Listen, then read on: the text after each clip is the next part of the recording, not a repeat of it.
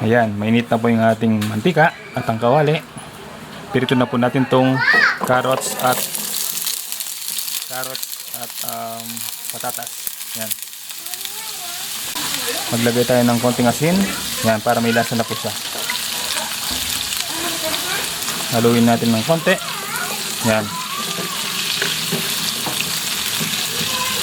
Tapos hinintayin natin ma-toast ang isang side.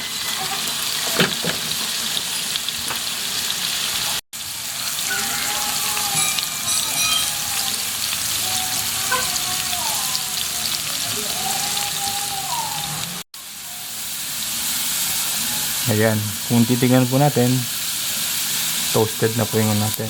Kumbaga, naprito na po yung carrots at saka patatas. Yan o.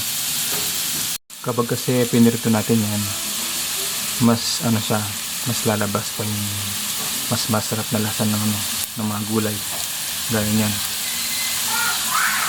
Saka matagal po yung yung ulam natin. Ngayon, iset aside muna natin sila.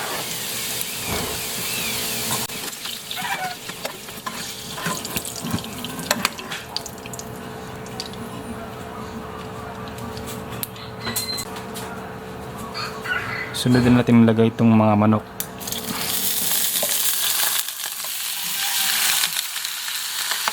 Yan. Kailangan kasi masir muna yung manok natin para tanggal yung mga lansa niya. Add tayo ng asin. Yan. Konti pa. Add din tayo ng paminta. Yan, pampatanggal po ng lansa.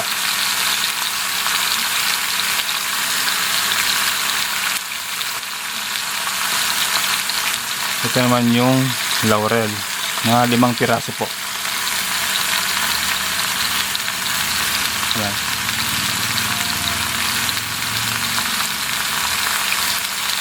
So ang gagawin natin yan, halo-haluin natin. Kailangan natin ma-brown yung manok.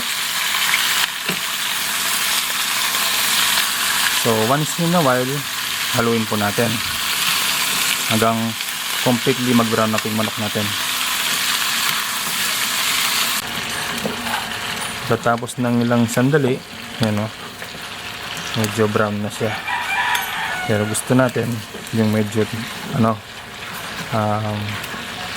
brown na brown para lalabas pa yung lasa niya. Banda.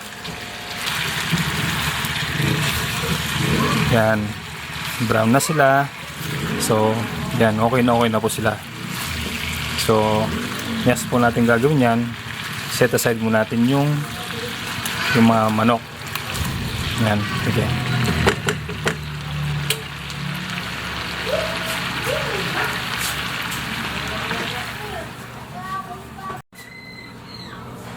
Balik na po natin.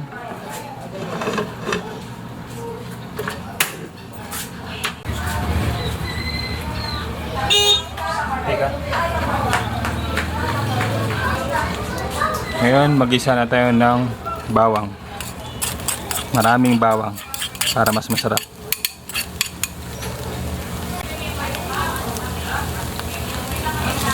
Mas maganda, i-brown natin yung bawang para lumabas yung lasa niya. Yan. Maghintay lang po tayo ng 1 o 2 minuto. Ayan, kung titignan po natin, medyo brown na ang ating bawang. Dahil brown na ang ating bawang, pwede na natin ilagay ang sibuyas.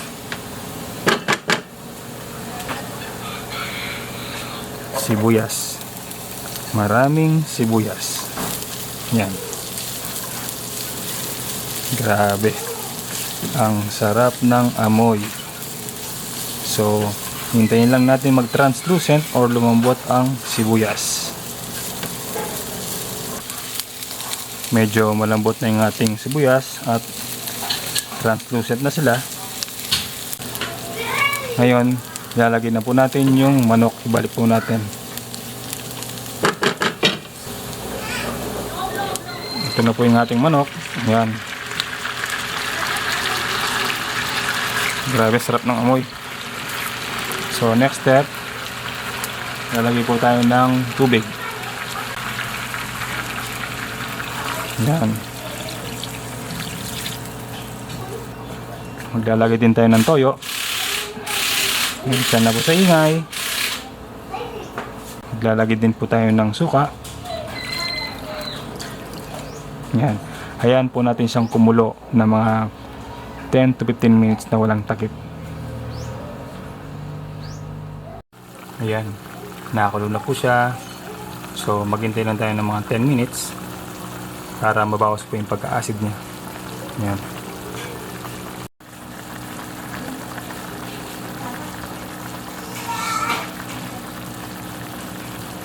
Ayan, after 15 minutes, takpan na po natin at palambutin po natin yung manok natin.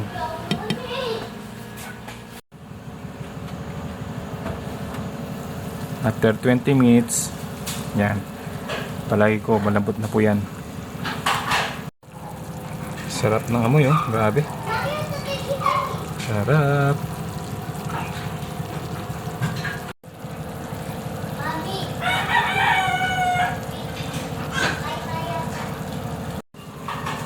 Next step natin, lalagay po tayo ng pampalasa. Itong liver spread. Yan.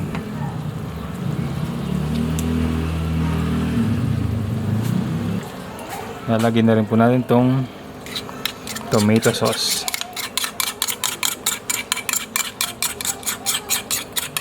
Yan, simutin natin. Sayang naman eh. Ngayon, haluhin natin siya.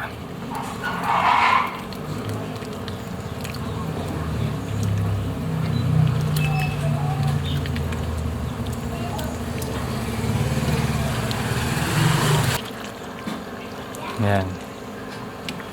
Haluhin natin ng maigi para pantay-pantay po ang lasa. Next naman, lagay po natin yung fried potato at carrots. Yan. Kalat po natin.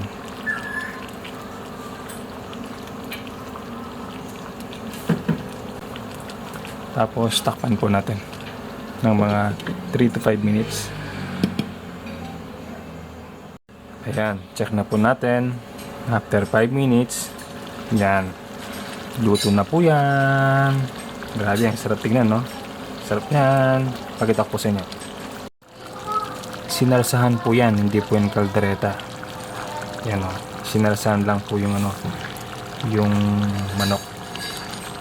Yan, sarap po ng sabaw niya, o. I mean, ang sarap po ng sarsa niya. Yan, sarsa.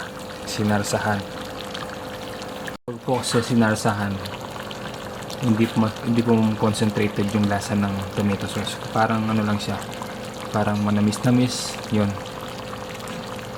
Hindi siya ganun katamis. Yan, tingnan nyo po yung paa. Nalulusaw na po sa lambot. Yan. Yan, dito na po yan. Haluin po natin ang dahan-dahan. Yan, o. Grabing sarap niya. Sana na-enjoy nyo po itong aming recipe. Simple recipe na masarap. Sigurado ma-enjoy po ng buong pamilya. Hindi po ganun karami yung sahog na lalagay. Simple lang po. Halos yung mga sahog na kailangan available po sa kusina nyo. Sa mga hindi pa naka-subscribe, subscribe na po kayo. Share nyo na rin po sa mga kaibigan nyo itong video natin para makatulong po sa kanila. Yan. Maraming salamat po sa panonood. Keep safe po. Maraming salamat po. Yan.